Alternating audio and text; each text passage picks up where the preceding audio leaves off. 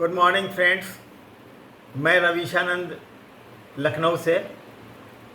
मित्रों, जैसे ही आप किसी आदमी से मिलते हैं या कोई आपको बुजुर्ग है, उम्र में बड़ा है, रिश्ते में बड़ा है, और जैसे ही कुछ ज्ञान की बात कहेगा, कुछ सीख देने लगेगा, तो आपको वोमिटिंग होने लगेगा।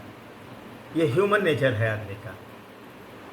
और आजकल खूब देखने को मिलता है, माता पिता अपने बच्चों को जैसे बड़े हो गए हैं उनको कुछ भी कहते हैं, जैसे ऑफिसर कोई भी कहेंगे तो तुरंत रिएक्ट होता है उसके मन में। ज़्यादातर बच्चे ऐसा ही करते हैं, ज़्यादा पेरेंट्स के साथ मोस्टली लोग ऐसा ही करते हैं। एक से एक पढ़े लिखे लोगों को देखिएगा, वो लोग 2-4% ही हैं जो कि समझ पाते हैं कि माता पिता या पेरेंट्स अगर कोई कुछ या बड़ा बुजुर्ग कोई कुछ कहना चाहता है या कहता है, सीख देता है, उसके पीछे उसकी मंशा क्या है। असल बात ये होती है कि उसको अपने बच्चे जिससे प्रेम होता है उसको आदमी उसके बारे में कि उसको दिक्कत ना हो, उसकी सहूलियतों के बारे में सोचता है। यह बिल्कुल ह्यूमन नेचर है। जो युवा आज हैं वो भी जब बूढ़े होंगे, जब बड़े होंगे, जब माता पिता बनेंगे, जब हमारे आपकी उम्र में पहुँचेंगे, तो यही महसूस होगा। हर आदमी, ओशो की बात मुझे एक बहुत अच्छी लगती है। वो थी उनकी बात कि लोग 70-75 के हो जाते हैं, मतलब कम उम्र के जब थे तब उनका ये प्रवचन मैंने सुना था, पढ़ा था कि लोग उम्र दराज हो जाते हैं लेकिन जीवन से सीखते नहीं हैं। ये हमने भी महसूस किया है। बहुत से लोग साइकोलॉजिकली, मेंटली और कहे कि दिमागी तौर पे, मन के तौर पर आदमी के मन भावना को समझ नहीं पाते हैं। जैसे ही कोई सीख देता है उसका विरोधी विचार उसके दिमाग में आ जाता है। ये क्या बताएंगे, ये हमको क्या सिखाएंगे। तो आप किसी से सीखना है तो आप अपने बाल बच्चे से भी सीख सकते हैं। मैं मिर्चा पसंद नहीं करता हूँ, हरा मिर्चा या तीखा मुझे बर्दाश्त नहीं होता है। मैं खाता था लेकिन बाद के थोड़ा सा जब बाल बच्चे वदार हुआ तो मुझे लगता था कि मैं खाता था तो तीखा लगता था। लेकिन अगर चिनिया बादाम के साथ अगर खाना होता था तो मैं कभी कभी हरा मिर्च लेता था, लेकिन आगे से काट लेता था और तीखा लगने लगता था। मेरी बेटी ने बताया, जो 10-11, हमको लगता है 13-14 साल की थी, वो उसने बताया कि पापा वो साइड से खाओ, चौह से जो है मिर्चा खाओ। मैं चौह से खाया तो ये सीखा कि हाँ ये मिर्चा तो ठीक है, चौह से खाना चाहिए। तो कहने का मेरा मतलब ये है, ये बात आपसे इसलिए शेयर कर रहा हूँ कि सीखने के लिए आपको कोई सिखा सकता है। अब उसको आप अपना ये क्या बताएगी नहीं, मतलब कोई किसी से अगर सीखना आप चाहते हैं तो ये धारणा कि वो हमारा बेटा है, बेटी है, या गुरु है, या हमारा बड़े हैं, छोटे, सब भावना को हटा तिरोहित कर दीजिए और सीखने के लिए तैयार रहिए। और साइकोलॉजिकल बाधा मत बनिए कि ये क्या बताएंगे, इनसे हम कैसे सीखेंगे। आम आदमी को यही देखा जाता है कि जैसे कोई कुछ कहता है तुरंत उसके मन में ये बात आता है कि देखिएगा कि आप नज़रअंदाज करने लगेगा। तो मैं भी वीडियो बनाता हूँ और आपसे शेयर करता हूँ कोई बातें, तो मैं गुरु या मैं रविशानंद प्रभु कहता हूँ, तो कोई मैं बाबा उबा बनने की, बहुत लोग कहते हैं कि बाबा उनके बहुत पैसा है या बहुत तरह की बातें कहते हैं। उनकी अपनी भावना है, मैं उनकी भावना को नहीं कहूँगा कुछ भी, ठीक है, उस पर टीका टिप्पणी मैं नहीं करूँगा। लेकिन मैं बता दूं कि मैं कभी भी अपने जीवन परवरिश के लिए, मेरा अपना अलग जीवन है और जिसके लिए मुझे कोई बाबागिरी के लिए पैसे या रुपया या किसी को मैं चेला गुरु की परंपरा को एकदम विश्वास नहीं करता हूँ। 1-8% कोई लोग अगर उसमें विश्वास है तो उनका अपना निजी हो सकता है। मैं बराबरी में बात करता हूँ, कोई भी आदमी से मैं बराबरी में बात करता हूँ। और अपना तुलना, मैं हमेशा कहता हूँ कि किसी से तुलना अपना मत कीजिए, हमेशा अपने बाल बच्चा का भी तुलना मत कीजिए। हर आदमी अपने आप में अद्भुत पैदा हुआ है, अद्भुत ही जाएगा यहाँ से। हर कैरेक्टर अलग है। जैसे आपका अंगूठा का निशान नहीं मिलता है, 800 करोड़ आबादी में किसी का अंगूठा का निशान एक दूसरे से नहीं मिलता है। ये आश्चर्य की बात है कि नहीं, सोच के देखिए। उसी तरह जैसे चेहरा है उसी तरह हर आदमी का चरित्र, चाल, स्वभाव, सोचने का नज़रिया सब कुछ अलग होगा बिल्कुल। इसलिए सब कुछ आप हमारी कॉपी हो जाए, आपकी कॉपी हम हो जाएं।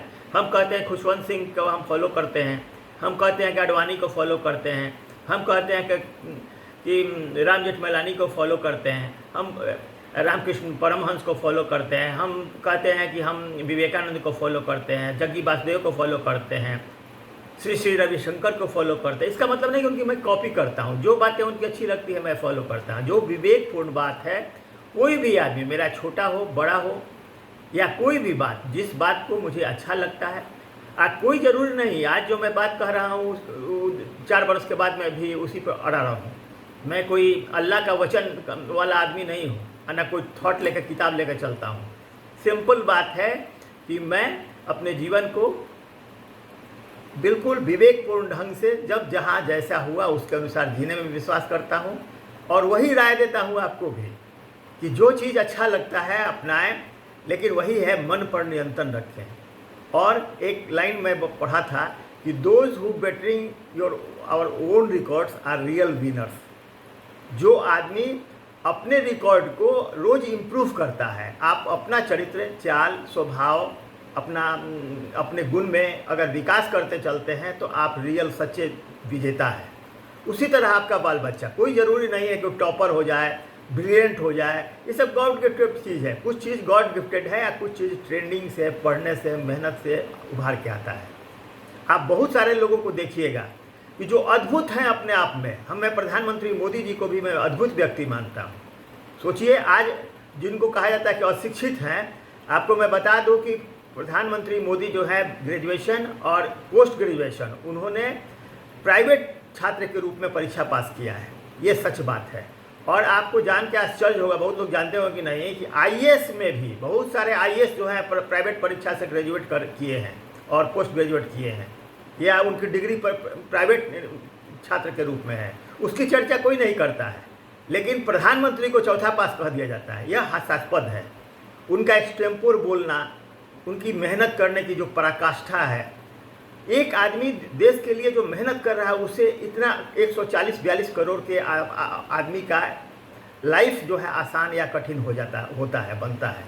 और ऐसे आदमी के बारे में अनाप शनाप बात जानकारी भी नहीं है, फिर भी आप बहुत से लोग ऐसी ऐसी बातें, गंदी और ख़राब बातें बोलते हैं। कैसे बोल पाते हैं? तो मित्रों, मेरा तो यही है, मेरे लिए देश के प्रधानमंत्री मोदी एक अद्भुत व्यक्ति हैं। यह ईश्वरीय देन है, गॉड गिफ्टेड चीज़ है। आप बाल मन राहुल गांधी को देख लीजिए, दिमाग का विकास ही नहीं हुआ है।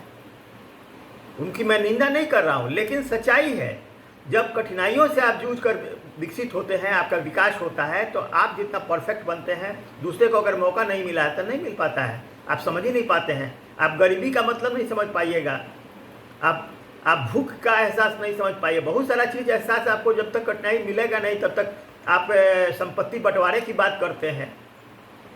आप संविधान में दिया हुआ है कि हर आदमी इक्वल है, इक्वल नज़र में, कानून की नज़र में सबको इक्वल है। आपको दलित, फलाना दलित है, एसटी है, ओएसटी है, तो राग पकड़ लिए हैं। इसलिए मैं आप सबसे आग्रह करता हूं कि विचार को किसी पार्टी, किसी व्यक्ति या किसी के गुलाम मत बन जाइए। आप अपना विवेक से ज़रा सोचिए। अगर किसी को गाली दे रहे हैं तो ज़रा उसके बारे में पता तो कीजिए। और गूगल सर्च करके जो बात आप पढ़ लेते हैं, गूगल में वही बात है। मैं भी गूगल पर लिखा हूँ, बहुत आर्टिकल मेरा है गूगल पर, कोड़ा पर, तो वो सब आप पढ़ते हैं। मेरे कहने का मतलब है कि जो गूगल पर लिखा गया वही 100% करेक्ट नहीं है, यह जान लीजिएगा। करेक्ट के लिए फैक्ट चेक होना चाहिए। आप क्रॉस चेक करेंगे तो आपको सच्चाई मालूम होगा। इसलिए इतिहास की बहुत सी बातें भी आपको झूठ पढ़ाई गई है, आप झूठ जानते हैं, उसको भी सच मान करके अपने धर्म के बारे में, अपने लोगों के बारे में, सनातन धर्म के बारे में आप गाली देने लगते हैं। लेकिन जब तुलना दूसरे धर्मों से कीजिएगा, दूसरे पंथों से कीजिएगा, तब आपको समझ में आएगा कि आपको किस तरह बेवकूफ़ बनाया जा रहा है। इसलिए जिस धर्म का पालन करना हो, आध्यात्मिक जीवन जिए। और हर धर्म वो धर्म जो हर आदमी को किसी के दूसरे के खुशी छीनने में विश्वास नहीं हो, जो दूसरे के तकलीफ से संवेदनशील है, वो किसी धर्म जाति का आदमी हो, तो वो सच्चा धर्म है। मित्रों, आज का दिन यहीं ख़त्म करते हैं। आज का अपनी बात मैं कल फिर पुनः आपसे मुखातिब होऊंगा। Have a nice day. सभी बड़ों को मेरा प्रणाम है, सभी छोटों को बहुत बहुत आशीष।